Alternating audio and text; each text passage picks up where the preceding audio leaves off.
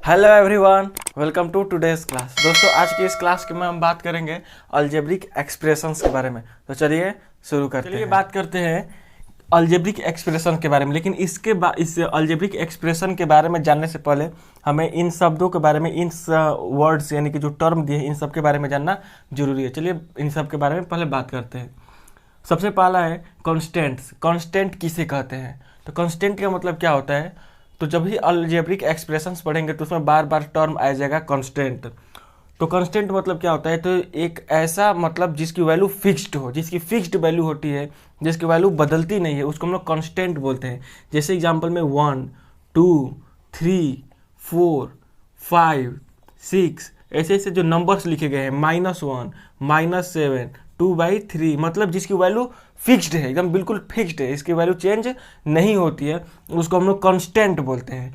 Variable क्या होता है? तो वेरिएबल इसका अपोजिट, मतलब कि जिसकी वैल्यू फिक्स नहीं होती है, जिसकी वैल्यू कुछ भी हो सकती है, उसकी वैल्यू हर टाइम क्या होती है कि बदलती रहेगी। और वेरिएबल को हम लोग अल्फ़ाबेट्स जो होते हैं उससे रिप्रेजेंट करते हैं, जैसे एक्स से, वाई से, जेड से, एल से, एम से, एन से, ओ से, ऐसे यानी कि जो अल्फ़ाबेट्स होते हैं, ABCD जो अक्षर होते हैं, उससे हम लोग वेरिएबल को रिप्रेजेंट करते हैं। वेरिएबल में यह जो टर्म आते हैं यानी कि जो L, X, Y, Z आते हैं, इनकी वैल्यू फिक्स नहीं होती है, इनकी वैल्यू कुछ भी हो सकती है। जैसे एग्जाम्पल में बोलूँ कि P = 2L + B, तो ये जो है किसका रेक्टेंगल का पेरीमीटर का फॉर्मूला है, जहाँ पे P पेरीमीटर को रिप्रेजेंट कर रहा है, 2 कांस्टेंट है जिसकी वैल्यू फिक्स है, यहाँ पे L + B, एल लेंथ को रिप्रेजेंट कर रहा है, बी ब्रीथ को रिप्रेजेंट कर रहा है।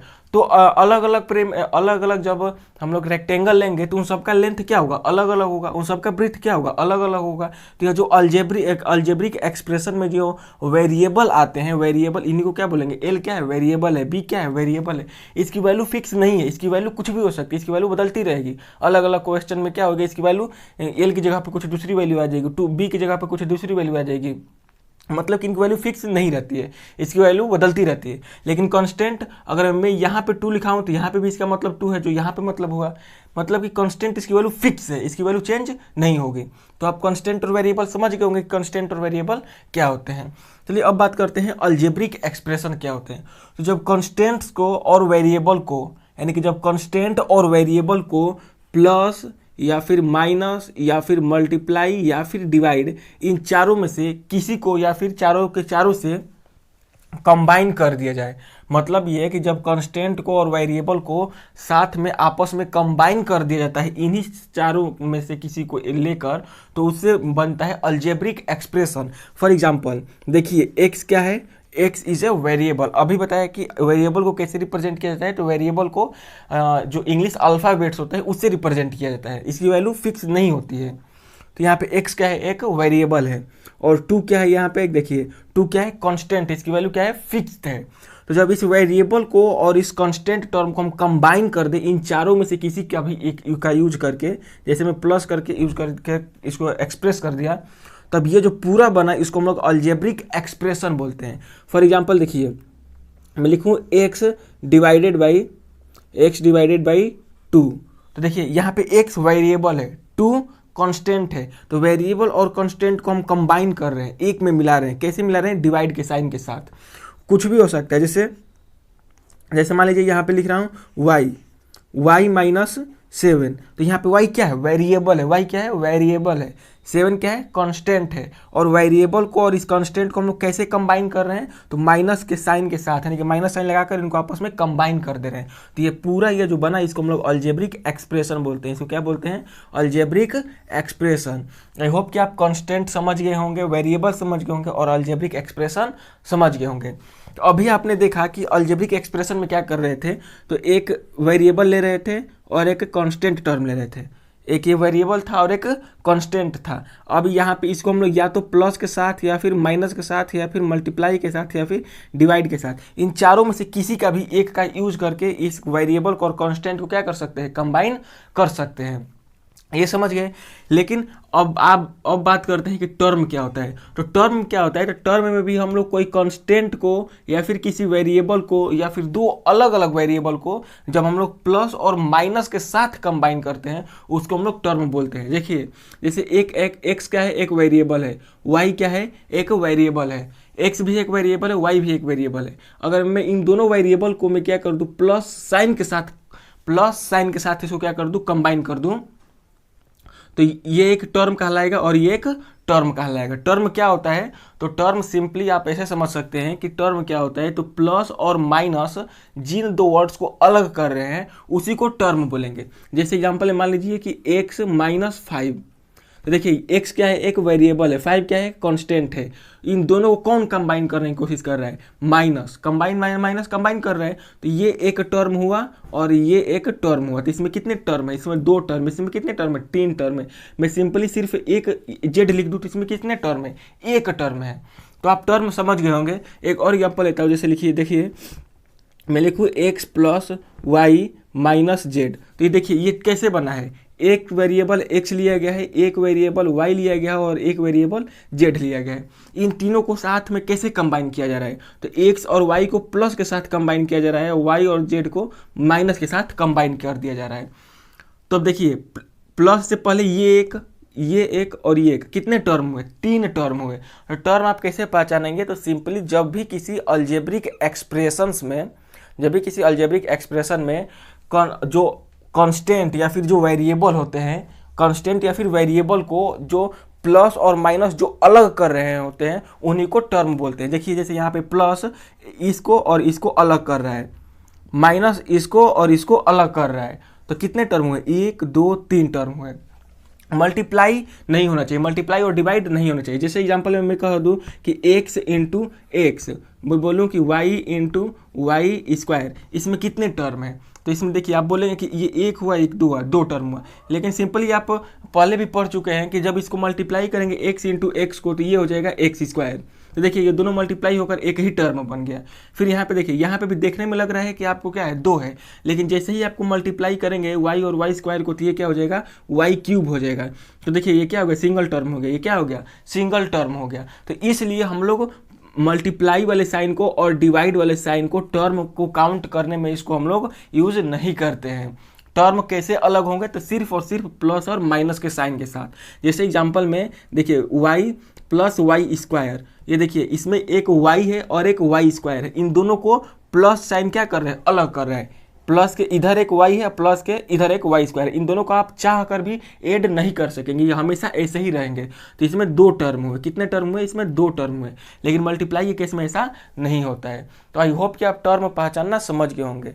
क्या होता है, तो किसी भी अलजेब्रिक एक्सप्रेशंस में कांस्टेंट या फिर वेरिएबल को अलग करते हैं, जो प्लस और माइनस जो अलग करते हैं, कितने को अलग कर रहे हैं उसी को टर्म बोला जाता है। जैसे यहाँ पे प्लस जो है एक्स और वाई को अलग करा था, कितने थे यहाँ पे, 1 2, यहाँ पे कितने थे, 1 2 3।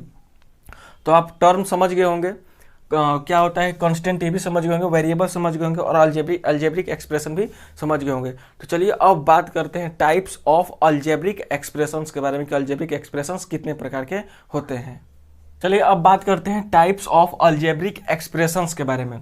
सबसे पहला आता है मोनोमियल्स। मोनोमियल्स क्या होते हैं, तो एक ऐसा अलजेब्रिक एक्सप्रेशन जिसमें सिर्फ एक सिंगल टर्म हो। जैसे मैं सिर्फ x लिख दूं, या फिर सिर्फ मैं y स्क्वायर लिख दूं, या फिर मैं सिर्फ 2xy लिख दूं, या फिर मैं सिर्फ 2yxz लिख दूं। देखिए इन सब में एक सिंगल टर्म है, एक है, इसमें कितना है, एक है, इसमें कितना है, एक है, इसमें कितना है, एक है। एक सिर्फ सिंगल टर्म हो तो उसको हम लोग मोनोमियल्स बोलेंगे। मोनो मतलब एक, तो सिंगल टर्म वाले अलजेब्रिक एक्सप्रेशन को क्या बोलेंगे, मोनोमियल्स। उसके बाद से बाइनोमियल्स। बाई मतलब होता है 2, बाई मतलब क्या होता है, 2। तो बाइनोमियल्स का मतलब होता है जिसमें 2 टर्म हो। जैसे मैं लिख दूं एक्स स्क्वायर प्लस एक्स, देखिए प्लस 2 लोगों को अलग कर रहा है, एक इसको अलग कर रहा है और एक इसको अलग कर रहा है, तो कितने टर्म हुए, 1 2 टर्म हुए। तो एक ऐसा अलजेब्रिक एक्सप्रेशन जिसमें 2 टर्म हो उसको हम लोग बाइनोमियल्स बोलेंगे। जैसे x प्लस 7, जैसे y माइनस 2, जैसे लिखूँ कि z प्लस 1/3। देखिए इसमें कितने टर्म है, इसमें प्लस किसको किसको अलग कर रहा है, एक इसको अलग कर रहा है और एक इसको अलग कर रहा है, दो टर्म। प्लस कितने लोग को अलग कर रहा है, एक इसको अलग कर रहा है, एक इसको अलग कर रहा है, दो टर्म। माइनस कितने लोग को अलग कर रहे हैं, एक इसको अलग कर रहा है और एक इसको अलग कर रहा है, कितने टर्म, दो टर्म। तो जिस अलजेब्रिक एक्सप्रेशन में सिर्फ दो टर्म होंगे उसको हम लोग बाइनोमियल्स बोलेंगे। क्या बोलेंगे, बाइनोमियल्स, मतलब बाई मतलब दो। तो एक ऐसा अलजेब्रिक एक्सप्रेशन जिसमें दो टर्म हो उसको बाइनोमियल्स बोलेंगे। ट्राइनोमियल्स, ट्राई मतलब होता है तीन, तो एक ऐसा अलजेब्रिक एक्सप्रेशन जिसमें तीन टर्म्स हो। जैसे एग्जांपल में मैं लिखूं x plus x square plus x cube. देखिए इसमें प्लस कितने लोग को अलग कर रहा है, एक इसको अलग कर रहा है, एक इसको अलग कर रहा है और एक इसको अलग कर रहा है। तो इसमें कितने टर्म हुए, एक दो तीन, तीन टर्म हुए। तो तीन टर्म है तो ट्राइनोमियल्स। अब ये देखिए एक बार मैं लिखूं x plus y minus z. देखिए यहाँ पे y कितने लोग को अलग कर रहा है, दो लोग, एक इसको और एक इसको, और माइनस एक इसको और एक इसको। तो इसमें कितने टर्म है, एक दो तीन, कितने टर्म है, तीन टर्म है। तो तीन रहेंगे तो ट्राइनोमियल्स। यानी कि टर्म अभी पहचानना बताया, टर्म कैसे पहचानेंगे। तो टर्म प्लस और माइनस जिन पार्ट्स को अलग कर रहे हैं, अलजेब्रिक एक्सप्रेशन में प्लस और माइनस जिन पार्ट्स को अलग कर रहे हैं उसी को टर्म बोला जाता है। देखिए एक और एग्जाम्पल देखिए, जैसे मैं बोलूँ कि 2x plus 3x y z minus y. अब इसमें देखिए कितने टर्म है, एक ये टर्म, एक ये टर्म और एक ये टर्म। कितने टर्म हुए, तीन टर्म हुए, एक दो तीन।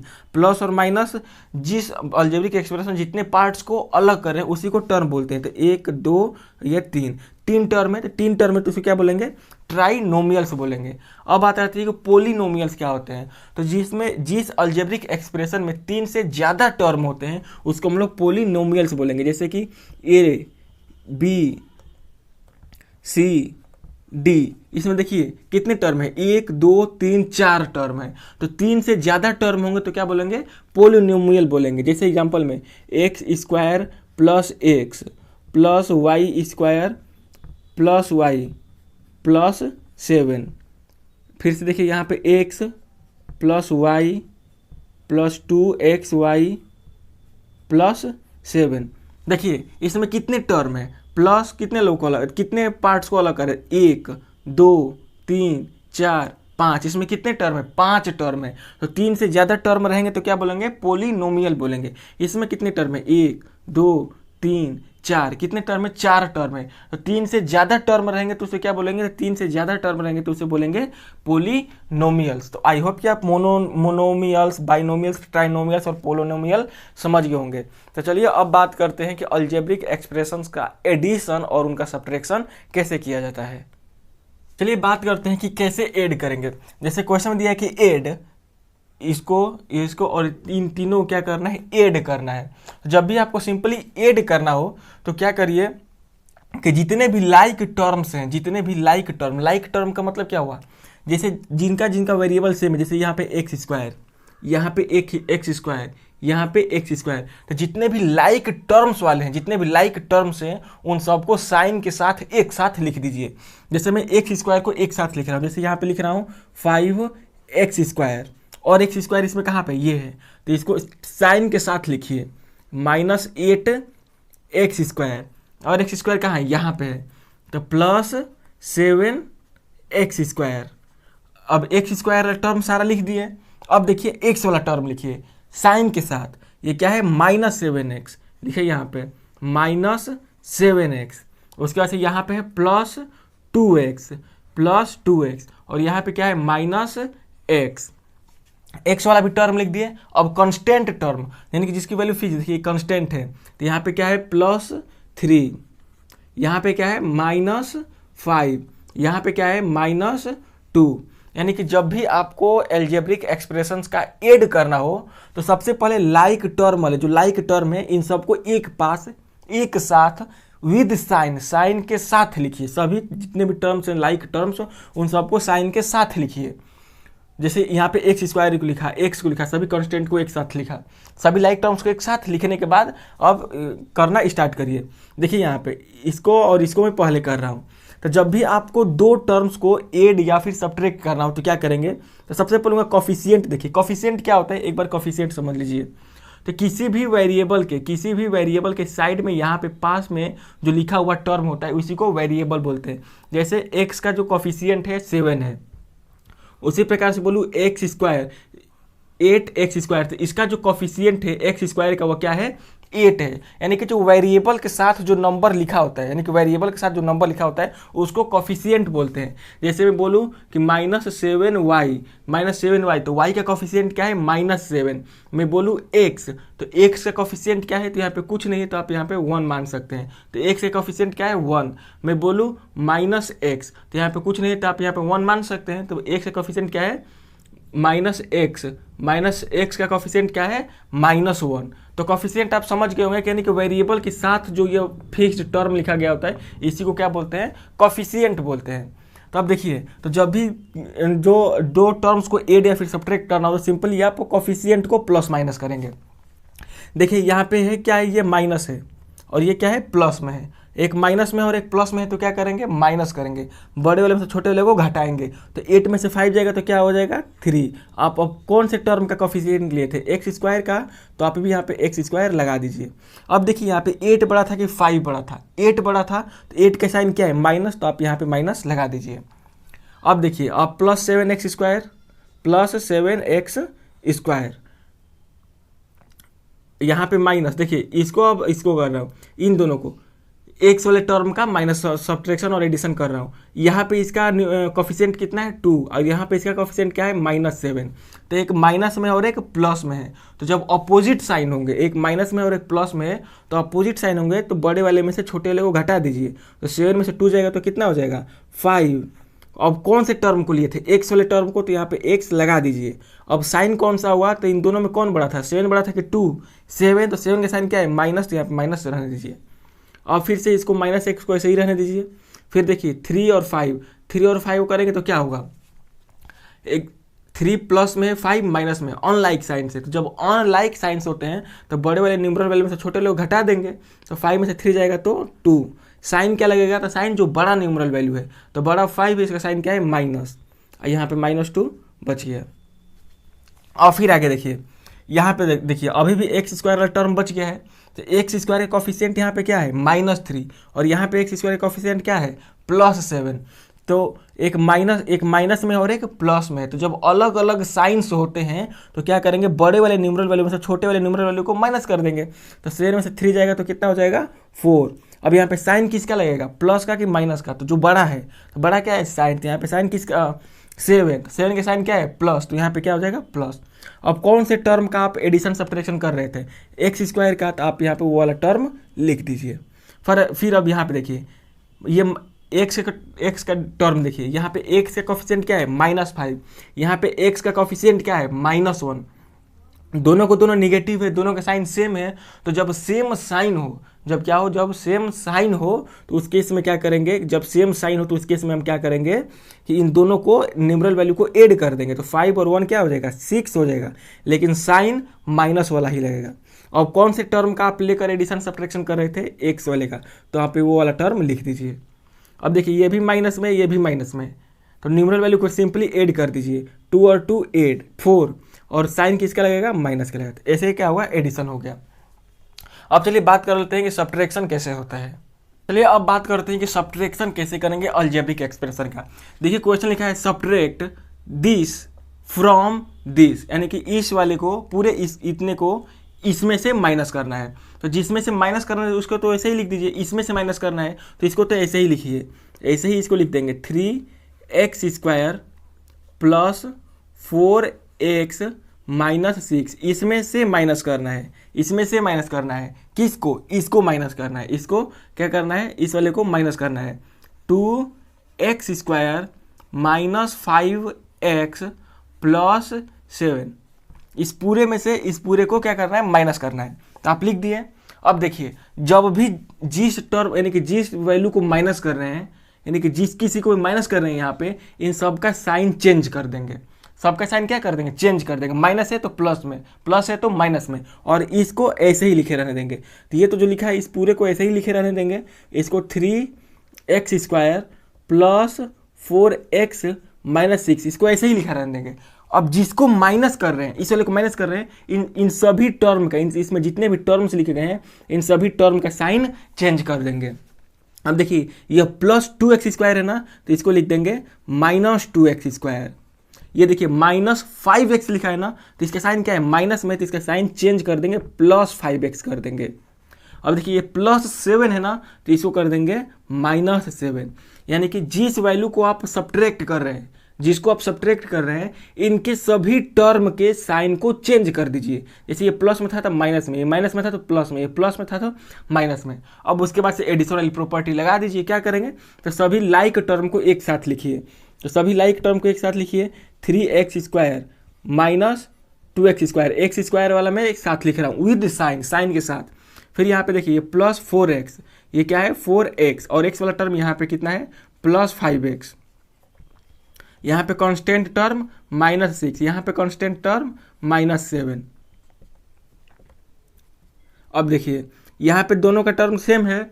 अब क्या करेंगे, कॉफिशिएंट को माइनस करेंगे। यहाँ पे इसका कॉफिशिएंट 3 है, यहाँ पे इसका कॉफिशिएंट 2 है, तो 3 में से 2 जाएगा तो क्या होगा 1, और इसका कौन सा टर्म वाले का आप कर रहे थे, तो x वाले का, x² का। अब देखिए यहाँ पे इन दोनों का टर्म क्या है, सेम टर्म है, कॉफिशिएंट टर्म को ऐड करेंगे। देखिए ये क्या है, इसका कॉफिशिएंट 4, इसका कॉफिशिएंट कितना है 5, तो 4 और 5 को ऐड करेंगे तो क्या होगा, 4 और 5 करेंगे ऐड तो 9 होगा। और कौन से टर्म का यूज कर रहे थे आप, x वाले टर्म का। फिर अब देखिए यहाँ पे कांस्टेंट टर्म है, दोनों का साइन सेम है, सेम साइन रहने पर क्या करेंगे, इन दोनों को ऐड कर देंगे। 7 और 6 कितना हो जाएगा, 13 हो जाएगा, और साइन इन दोनों का जो कॉमन साइन है वही लग जाएगा। तो इस तरह से आप सब्ट्रैक्शन कर लेंगे। आई होप कि आप सब्ट्रैक्शन भी समझ गए होंगे। एक और सब्ट्रैक्शन का एग्जांपल ले लेते हैं ताकि आपको अच्छे से समझ में आ जाए। चलिए अब इस वाले क्वेश्चन को बात करते हैं कि इसको कैसे सब्ट्रैक्ट करेंगे।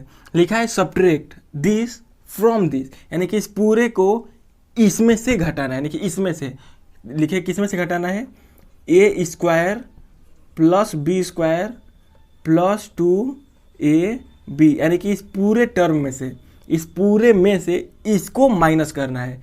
माइनस करना है कि इसको, इस वाले को लिखिए, इसको a² plus b² minus 2ab, इस पूरे में से इस पूरे को माइनस करना है। तो अभी बताया, तो जिसमें से माइनस करना है इसको तो ऐसे ही लिखेंगे, इस वाले को तो आप ऐसे ही लिखिए a² plus b² plus 2ab, इसको तो आप ऐसे ही लिखिए। अब माइनस किसको करना है, इसको माइनस करना है, इस वाले को माइनस करना है। तो जिसको आप माइनस कर रहे हैं उसका साइन चेंज कर दीजिए, यानी कि आप जिसको माइनस कर रहे हैं, जिसको माइनस कर रहे हैं उसके सभी टर्म का साइन चेंज कर दीजिए। देखिए ये a² क्या है, प्लस में, तो इसका साइन चेंज कर दीजिए, -a² कर दीजिए।